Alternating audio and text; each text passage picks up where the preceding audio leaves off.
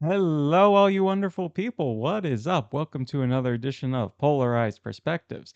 And I tell you, a lot has happened recently. And we're going to go into detail about three stories in particular here. We have soft drinks to talk about, we have late night talk show hosts to talk about, and everyone's favorite topic, tariffs.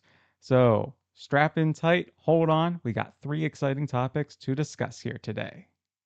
All right, so first up, we have soft drinks. I love a good soft drink every now and again. Some people call it pop, some people call it soda. What do you call it? Leave a comment down below. Let me know what you call it.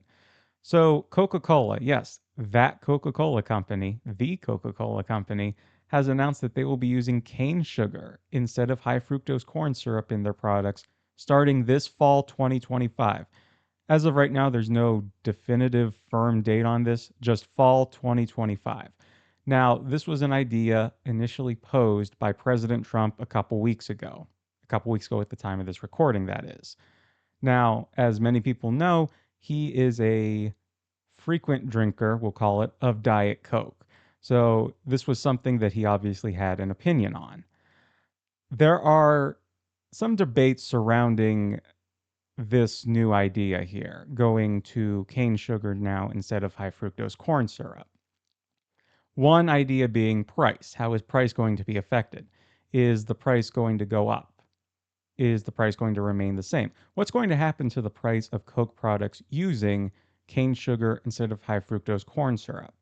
Now, on one hand, the use of US based cane sugar may cause the price to remain the same. And this makes sense economically speaking with the current administration's policies, economic policies, but again, it sounds redundant to say economic twice. Anyway, though, so it makes sense for them to want to push for this.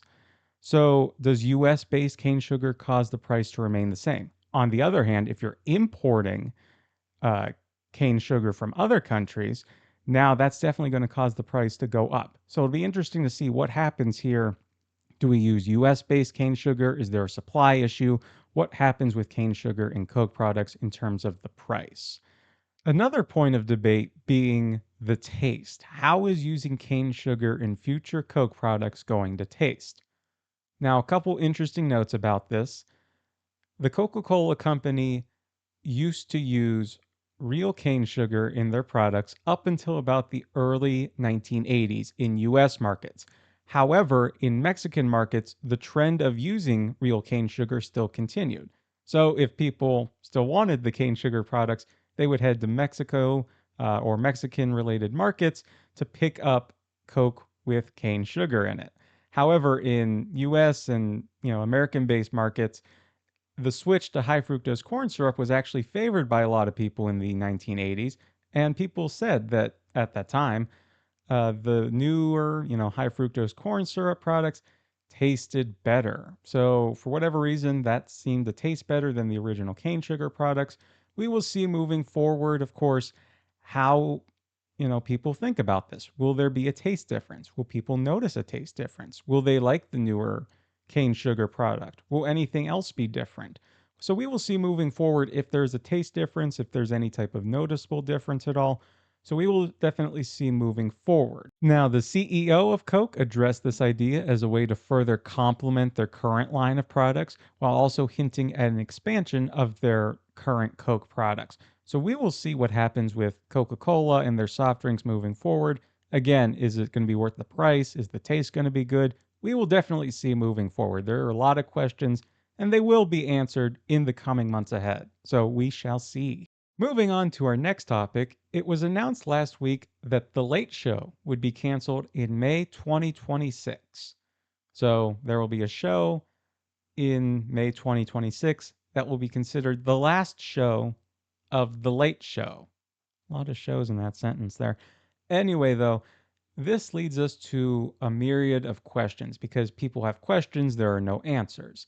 Is this just a trend of the times? Are more people moving online to consume content for, entertainment purposes, for current event purposes? Entertainment and current events right here. Subscribe today. Wink, wink, nod, nod, smile. But you get what I'm trying to ask here. Are more people just moving online to consume their entertainment, to get access to current events? Because keep in mind, that's what a late night talk show host does. They provide entertainment, they inform their audience on current events, they make light of certain things. It's all done, lightheartedly. That's always the intention, but that is the purpose of late night talk show TV. Are we just moving online to gain our entertainment and current events instead? Again, wink, wink, nod, nod, subscribe today. Another idea that people are suggesting are late night talk show hosts who are overly politicizing events, just diminishing their efforts. So, in other words, are people who are more focused on taking a side in politics, which is why I'm presenting the idea here in a political arena such as this. But are people who overly politicizing uh, current events and figures and taking a side instead of trying to entertain the audience and provide actual comedy? Is that a reason why these shows are now seeing, fewer audiences, not getting as much money? Think of The Late Show. It used to be hosted by David Letterman and it was received very well. Once he retired and they gave it to Stephen Colbert, the show turned in deficits of tens of millions of dollars annually. That is not good, in case you were wondering. That is not good at all. So, our hosts who are doing this, are they diminishing the return on investment, so to speak, for consumers? Are consumers seeing this and are they frustrated? They want to go back to the older ways of doing comedy and late night talk show. And that was kind of the third point that people were mentioning, and I thought I'd bring up here.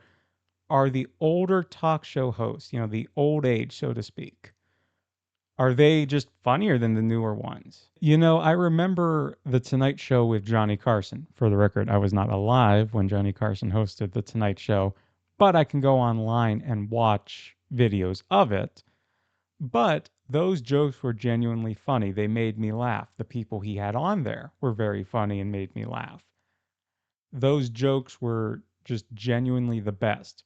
You look at the state of The Tonight Show nowadays, I think a lot of people would agree they would prefer to try and revive Johnny Carson. We say that jokingly, but a lot of people do prefer Johnny Carson over the product you have on The Tonight Show nowadays. And the same thing can be said with several other late night talk shows currently. Are people moving online because people online are funnier and provide better entertainment and with current events? Or is there something else to it? So, leave a comment down below. Let me know what you think, genuinely. What's the issue here? Why are late night talk shows losing money? And lastly, for today, our last topic, we got tariffs, everyone's favorite topic. The US recently announced that they have a deal in place with Indonesia and the Philippines to reduce the current rate of tariff. The import rate will now be at 19%, which is significantly lower for each of those countries when they're importing products to the United States. Now, what's interesting is that the current administration seems to be dealing a lot with Asian countries with these imports. We got the Philippines, Indonesia. They're working with China, supposedly. They're working with Japan, supposedly. So they got all these deals tentatively in place here, and they're all toward Asian countries, which makes sense because a lot of our products here in the US are from Asian markets. So we will see moving forward how many more deals get done. And from where around the world are we making these deals? How many will we make in total by that new August 1st deadline that the administration set out? They said we will get all these deals done August 1st. We will see how many of them get done out of however many countries. So I think the question moving forward, and a lot of people are asking this, how favorable are these new tariff rates going to be? Are they going to help US markets? Are they going to help the US economy? What exactly is this going to do for US trade policy? So I think a lot of people have these types of questions. Of course, we don't have the answers yet because it hasn't played out in front of us, We have to wait for it to play out first and see what it does to our markets before really coming to a conclusion. One might argue that lower tariff rates are good for all countries involved. Coming to a tentative agreement for lower import rates for everyone will benefit all countries in the long run. Hopefully, supposedly, economically, that makes sense, and hopefully that comes to fruition in that sense. I really hope you enjoyed today's video. These were my honest, unbiased, nonpartisan thoughts on the topics we explored today. I feel like I shouldn't have to say that, but in today's day and age, felt important to still say that anyway. Honest, unbiased, nonpartisan, because I care about us as society. So, again, unbiased, nonpartisan thoughts. I really hope you enjoyed, that you were informed, entertained, all that fun jazz. Please do me the biggest of favors and smash that like button, please, and subscribe to the channel. That means so much to me. And I really hope you enjoyed. Comment down below. Let me know what you think. And I hope to see you all in the next one.